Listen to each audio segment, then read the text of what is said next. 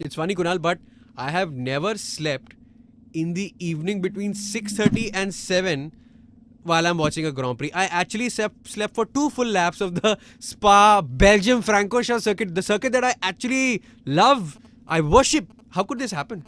I know, Rishi. How could you let this happen to yourself? I don't know, but it was a boring race, except a few parts, a few sparklers here, there. I thought it was a pretty straightforward. It was a wagon wheel for no laughs. Yes, it was a boring race. I think Bernie forgot to turn on his sprinklers like he did on Saturday for the qualifying session. But interestingly, the only entertainment we were offered was by the Crash Kids.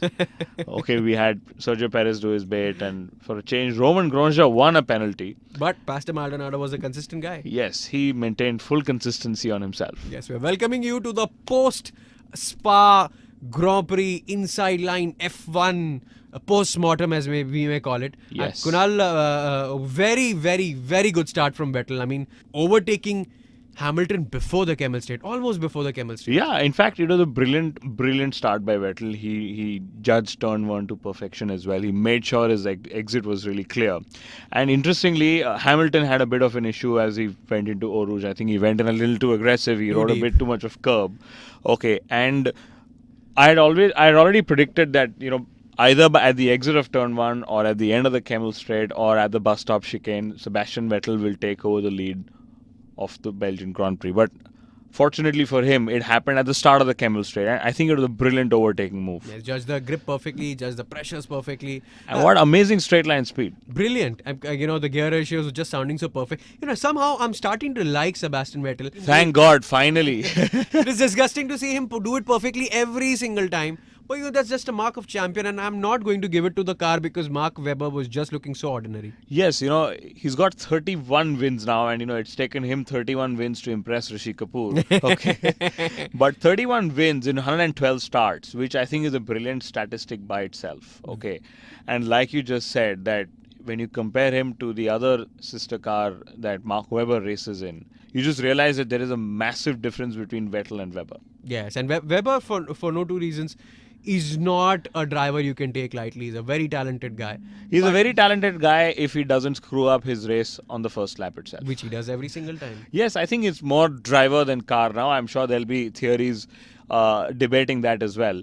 But somehow, and during all the course of discussions I've had, during all the readings I've done, it always indicates that Webber has been pretty weak during his starts in his career itself. So has he been messing only the starts, because he's also messed up a TV interview as I know now? Yes, I don't know if that was revenge or I don't know if that was letting the cat out of the bag.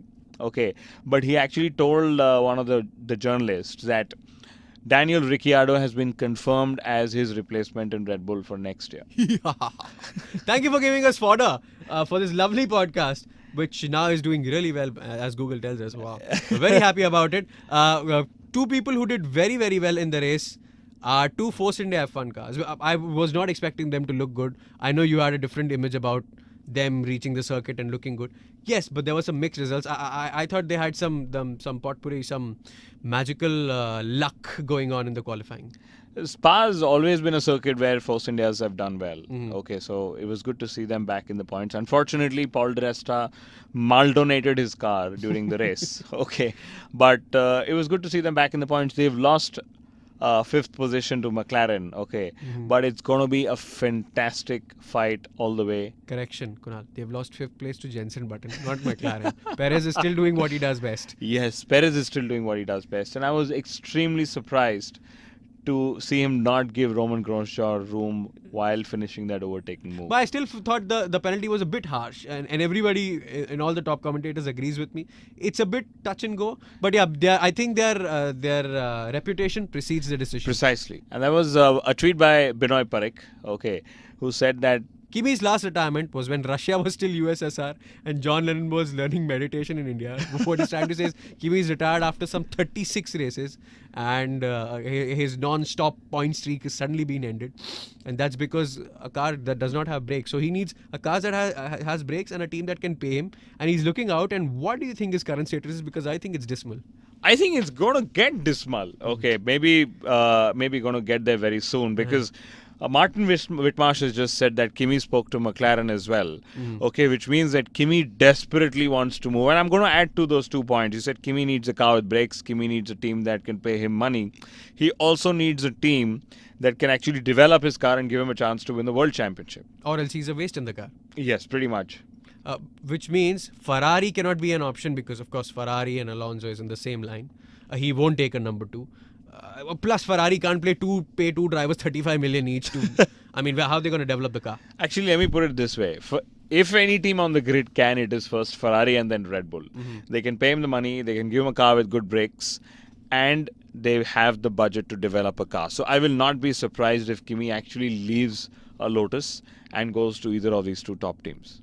But also the rumor is Massa is going to keep his seat. Yes, that's a very strange rumor that we witnessed over the weekend, that there is a very strong chance that Felipe Massa may also retain his seat for next year. I'm going to crack a joke. Massa has just given a statement saying, I have the pace. Thank God.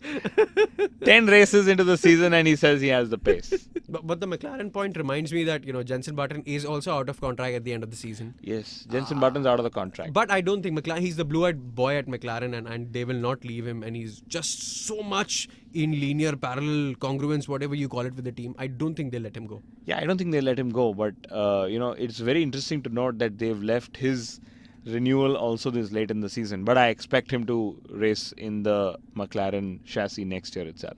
And that should be a beautiful looking one. One ugly thing that I think Formula 1 should immediately change is the podium interviews, because, when drivers get booed, and there are some very good drivers, including Vettel, that get booed every single time. And that should not be the case. He's a triple champion. He deserves respect. And just putting him out in the open, in the wild, is not fair. Kunal, your point. I agree with you, Rishi. I mean, it was very unfair that they booed him. Of course, we also got to know later on via social media that they didn't boo the driver, but they were booing some protesters there.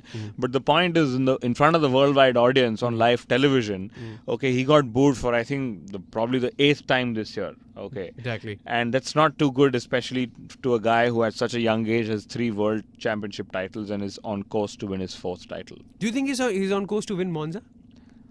I would love to see him win in Monza.